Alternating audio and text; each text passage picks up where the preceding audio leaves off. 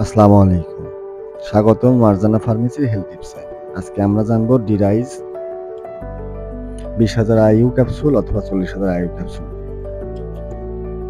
এই ক্যাপসুল মূলত vitamin D এর ঘাটতি পূরণের জন্য ব্যবহার করা হয়।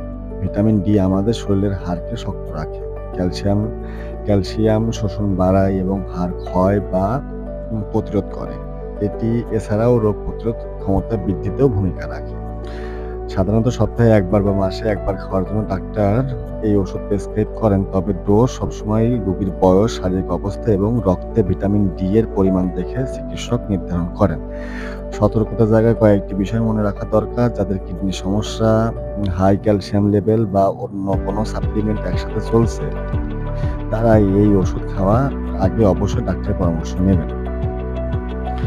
তাই ডিরাইজ এর কিছু সাধারণ পার্শ্ব প্রতিক্রিয়ার মধ্যে হতে পারে পিপাসা বেশি লাগা, প্রস্রাবের পরিমাণ বেড়ে যাওয়া, বমি ভাব বা কোষ্ঠকাঠিন্য। তবে সঠিক ডোজ নিলে সাধারণত কোনো সমস্যা হয় না।